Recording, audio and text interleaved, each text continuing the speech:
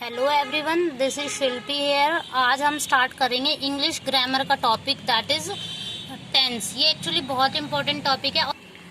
तो ये most important topic है दैट इज टेंस। टेंस का मीनिंग क्या होता है? इसका मीनिंग होता है काल या समय। काल या समय। अच्छा, ये टॉपिक जो हम पढ़ रहे हैं मेनली ट्रांसलेशन पढ़ रहे हैं कि हिंदी से इंग्लिश में कैसे ट्रांसलेट करते हैं, वो सारा टॉपिक पढ़ेंगे। तो 6 to 8 तक आता है जनरली कि हिंदी से इंग्लिश कैसे ट्रांसफर करते हैं। और दूसरा इसके अंदर हम रूल्स पढ़ेंगे, इनकी पहचान क्या होती है। सबसे पहले टेंस हमारे 3 तरीके के होते हैं। टेंस मेनली 3 तरीके के होते हैं। Present tense, past tense. और ये वीडियो आप लास्ट तक देखिए, मैं एश्योर करती हूँ कि आपको कोई भी डाउट नहीं रहेगा अगर वीडियो आप लास्ट तक देखोगे तो। प्रेजेंट टेंस, पास्ट टेंस और यहाँ पे फ्यूचर टेंस।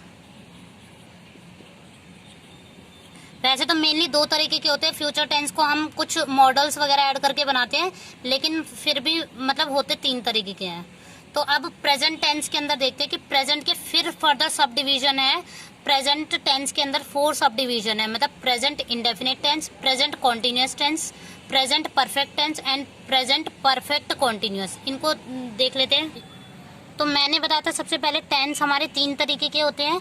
तो present tense, past tense, future tense. अब प्रेजेंट टेंस के भी 4 सब डिवीजन है, पास्ट टेंस के भी 4 सब डिवीजन है, फ्यूचर टेंस के भी सब डिवीजन है। कैसे है देखो, प्रेजेंट टेंस के सब डिवीजन देखे तो प्रेजेंट इंडेफिनिट टेंस, ऐसे present continuous tense, present perfect tense and present perfect continuous tense. ये प्रेजेंट के हो जाएंगे। अभी हम प्रेजेंट की बात करें तो प्रेजेंट का हम फर्स्ट सब डिवीजन लेके चल रहे हैं, that is present indefinite tense की बात करेंगे अब। तो प्रेजेंट इंडेफिनिट टेंस होता क्या है, इसकी पहचान क्या होती है, जनरली कौन से वाक्य, कौन से सेंटेंस ऐसे होते हैं जिनकी मतलब जनरली इनके वाक्य के अंत में ता है, ती है, इस टाइप से आते हैं मोस्ट ऑफ। और फिर उसकी रूल्स क्या है वो देखते हैं। तो प्रेजेंट टेंस के अंदर फर्स्ट सब डिवीजन की बात करें that is present indefinite tense. सबसे पहले इसकी पहचान क्या होती है, क्योंकि जनरली हम ट्रांसलेशन कर रहे हैं तो ये इसलिए मैं ये छोटा बेसिक वाला बता रही हूँ, इससे आप थोड़ा सा हिंदी से इंग्लिश ट्रांसलेट करना सीख जाएंगे। तो पहचान क्या होती है, वाक्य के अंत में जनरली क्या होता है, वाक्य के अंत में ता है, ती है, ते हैं, ये आता है। अब इसके एग्जाम्पल देख लेते कैसे आता है। एग्जाम्पल्स देख सकते हो, मैं खाना खाता हूँ, मैं खाना खाता हूँ। तो आप देख रहे हो यहाँ पे ता है टाइप का आ रहा है, ता है, ती है, इस टाइप से। तो इसके लिए सबसे पहले हम जनरली इसको बनाएंगे तो इसका हिंदी इंग्लिश ट्रांसलेट क्या होगा, आई ईट द फूड। तो देखो, जब भी यहाँ पे सब्जेक्ट होता है, एक सब्जेक्ट क्या होता है, जो भी कोई बंदा काम कर रहा है, यहाँ पे काम करने वाला बंदा कौन है, मैं। तो मैं जो भी काम कर रहा हूँ, तो यानी ये जो मैं है यानी कर्ता, यानी काम को करने वाला है। तो इस चीज को यानी मैं मतलब आई, तो ये हमारा हो जाएगा सब्जेक्ट। और फिर इसके बाद होता है वर्ब आती है। ये क्या है हमारी वर्ब। वर्ब एक डूइंग वर्ड होता है जिससे ये पता चलता है कि हम काम क्या कर रहे हैं। यहाँ पे काम क्या कर रहे हैं, खा रहे हैं, तो खा रहे हैं तो ये वर्ब है। तो ये सब्जेक्ट के बाद क्या हो जाएगी, वर्ब। अच्छा, यहाँ पे सब्जेक्ट प्लस वर्ब प्लस ये चीज क्या खा रहे हैं, तो वो जो रेस्ट पार्ट होता है उसको ऑब्जेक्ट बोलते हैं। सब्जेक्ट वर्ब के अलावा जो रेस्ट पार्ट होता है उसको ऑब्जेक्ट बोलते हैं। रेस्ट पार्ट यहाँ पे क्या है, कोई भी थिंग हो सकती है, कोई भी, जैसे मैं फुटबॉल खेलता हूँ तो उसमें मैं तो हो गया सब्जेक्ट, काम क्या कर रहा है, खेलना है, तो प्ले हो गई वर्ब, और क्या खेलता है, फुटबॉल, तो वो हमारा ऑब्जेक्ट हो जाएगा। तो इस तरीके से यहाँ पे क्या हो जाएगा, मैं खाना खाता हूँ, मैं तो हो गया हमारा सब्जेक्ट हो जाएगा कि कौन काम को करने वाला बंदा कौन है, सब्जेक्ट यानी कर्ता जिसे बोलते हैं हिंदी में। खाता हूँ, काम क्या कर रहा है, डूइंग वर्ड हमारा है।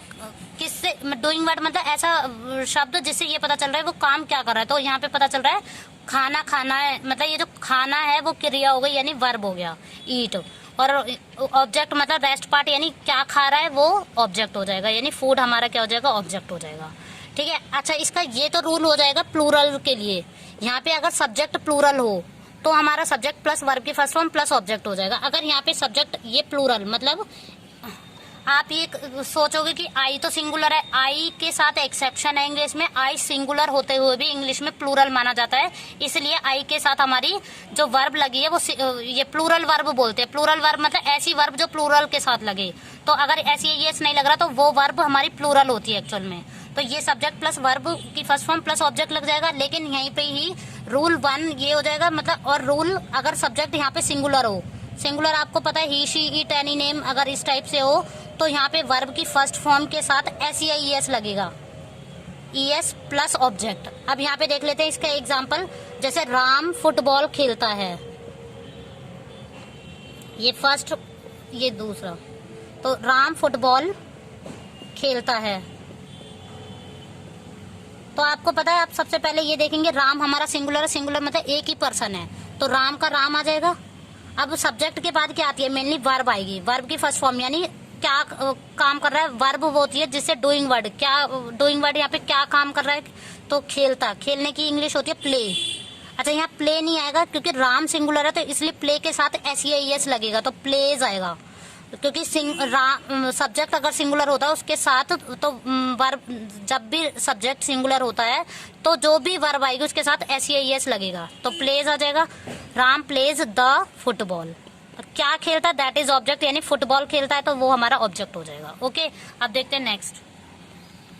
एक्चुअल में ये प्रेजेंट इंडेफिनिट के अंदर सिंपल है, क्योंकि आगे नेगेटिव भी आएंगे, जैसे मैं खाना नहीं खाता हूँ, तो ये सिंपल टेंस है क्योंकि इसके अंदर नहीं और क्या जैसे शब्द नहीं आ रहे, तो ये प्रेजेंट के अंदर सिंपल है।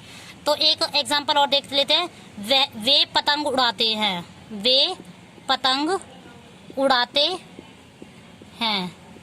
तो आपको पता है वे मतलब काम करने वाले बंदे कौन है, दे, तो वे की इंग्लिश क्या होती है, दे।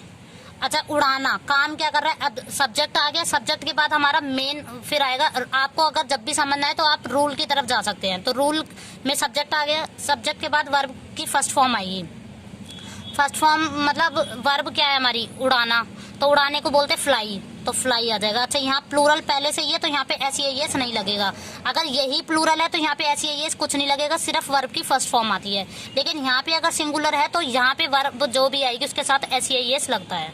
तो दे फ्लाई, अब क्या उड़ाते हैं, दैट इज पतंग, पतंग को क्या बोलते हैं, फिर ये क्या हो जाएगा, ऑब्जेक्ट हो जाएगा, तो दे फ्लाई द काइट, पतंग को बोलते काइट, तो आपको पता ही है, तो यहाँ पे ये हो जाएगा। अब इसका ये हो गया, तो ये रूल्स आपको क्लियर हो गए होंगे। अब इसका नेगेटिव देख लेते हैं, तो प्रेजेंट इंडेफिनिट के अंदर नेगेटिव देखते हैं। अब इस प्रेजेंट इंडेफिनिट के अंदर नेगेटिव देखते हैं, नेगेटिव मतलब मैं खाना नहीं खाता हूँ। जैसे एग्जांपल देखो, प्रेजेंट इंडेफिनिट है तो ताहे ती है तो आएगा ही, बस इसमें नेगेटिव आ गया कि भाई मैं खाना नहीं खाता हूँ, मैं खाना नहीं खाता हूँ, तो आप देख रहे हो ये नेगेटिव है। तो इसकी पहले ट्रांसलेट करके देख लेते हैं, फिर इसका रूल बनाएंगे तो इजी लगेगा हमें।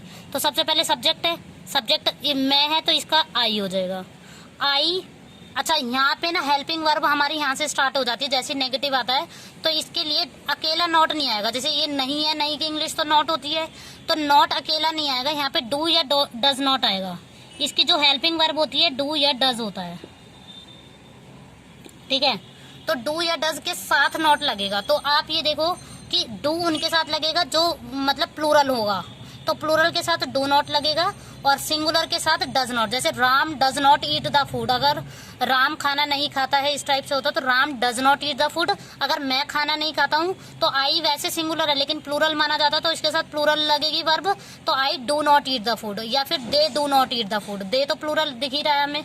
तो अब यहाँ पे जैसे आई है तो आई को प्लूरल माना जाता है, तो आई के साथ क्या लगेगा, डू, क्योंकि डू इसलिए लगा क्योंकि नॉट अकेला नहीं आएगा, तो आई डू नॉट आएगा मेनली, आई डू नॉट, और डू नॉट के बाद फिर हमारी मेन वर्ब आएगी। अच्छा इसको बोलते हैं हेल्पिंग वर्ब, क्या बोलते हैं, ये हेल्पिंग वर्ब है। अब मेन वर्ब आएगी, डू नॉट के बाद मेन वर्ब मतलब क्या काम कर रहा है वो पता चलता है जिस वर्ड से, वो मेन वर्ब होती है। तो I do not eat the food. Okay, अब इसके अंदर और देख लेते हैं, जैसे बच्चे पतंग नहीं उड़ाते हैं, बच्चे या वे करके कुछ भी लिख सकते हैं आप, बच्चे पतंग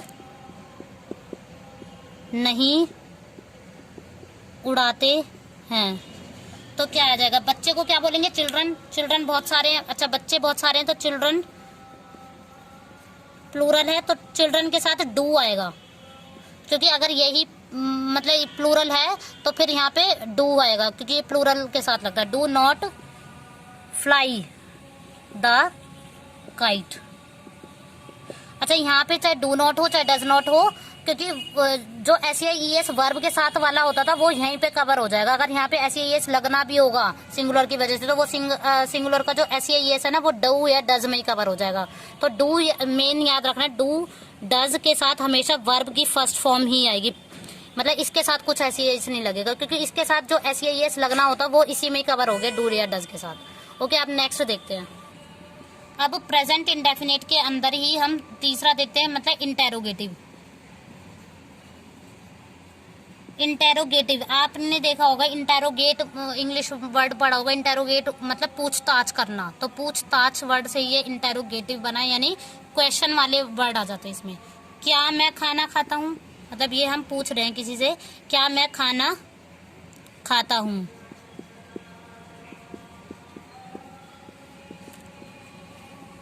तो ये इसका ट्रांसलेट देखते हैं क्या हो जाएगा।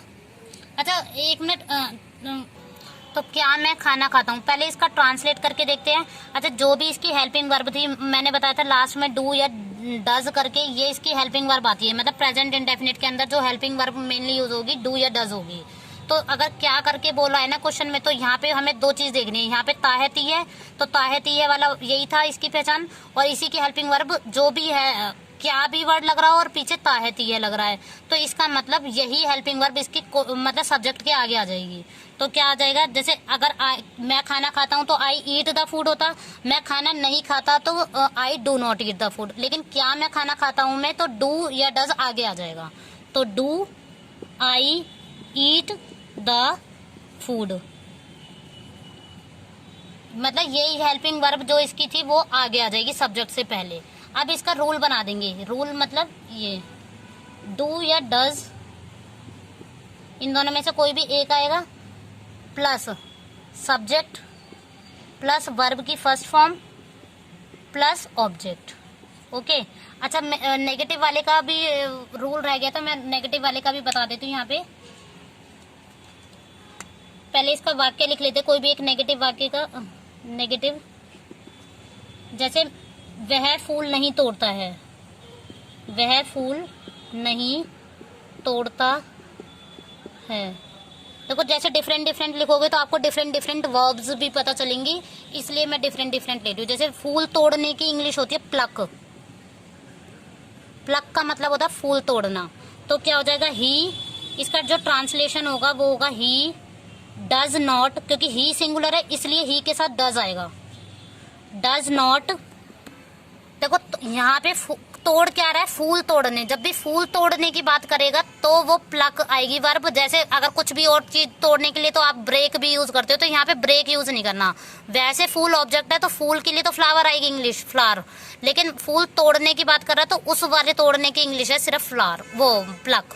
ओके, तो इसकी इंग्लिश क्या ट्रांसलेट होगी, ही डज नॉट प्लक।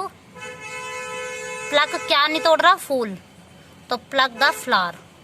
तो मैंने पहले इंग्लिश ट्रांसलेट इसलिए करी है, अब हमें रूल बनाने में बहुत आसानी होगी। रूल देख लेते हैं इसका। सब्जेक्ट प्लस डू या डज आएगी, नॉट अकेले नहीं आएगा, इसलिए हेल्पिंग वर्ब डू या डज याद रखो आप इसके साथ। डू या डज प्लस नॉट। अच्छा, ये प्लक है क्या, एक्चुअल में वर्ब है क्या, तोड़ने की इंग्लिश, काम, डूइंग वर्ड है। डूइंग वर्ड मतलब क्या काम कर रहा है, तो डज नॉट, फिर प्लस वर्ब की फर्स्ट फॉर्म, और इसके बाद प्लस ऑब्जेक्ट। ऑब्जेक्ट मतलब क्या चीज नहीं तोड़ रहा, तो वो फ्लावर या रेस्ट पार्ट जो भी बचता है वो ऑब्जेक्ट होता है। अब देखते हैं नेक्स्ट। अब हम देखते हैं प्रेजेंट इंडेफिनिट के अंदर ही फोर्थ वन, तो वो हमारा क्या हो जाएगा, इंटेरोगेट। अब इंटेरोगेटिव नेगेटिव देखते हैं फोर्थ वन। तो इसमें क्या होता है, जैसे इंटेरोगेटिव मतलब क्या वर्ड आएगा इसके साथ, और नहीं मतलब दोनों चीज आएगी इसके साथ।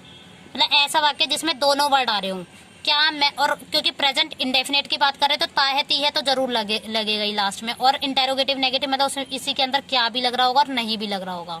तो आप देखोगे कि इसमें क्या मैं वही ले लेती हूँ मैं जो अभी तक लिए हैं, थोड़ा सा उससे अंडरस्टैंडिंग अच्छी बन जाती है। इसलिए क्या मैं खाना नहीं खाता हूँ, खाना नहीं खाता हूँ। तो आप देख रहे हैं यहाँ पे लास्ट में ताहती है आ रहा है यानी प्रेजेंट इंडेफिनिट टेंस, और क्या वर्ड भी आ रहा है यानी इंटेरोगेटिव, और नेगेटिव भी आ रहा है तो क्या और मैं खाना नहीं खाता हूँ, तो क्या और नहीं दोनों आ रहे हैं। अब इसका ट्रांसलेट करते हैं। पहले मैंने बताया था इसकी जो भी क्या वर्ड अगर आगे लग रहा है तो हम देखेंगे लास्ट में ताहती है। ताहती है कि हेल्पिंग वर्ब हमारी क्या होती थी, डू या डज नॉट।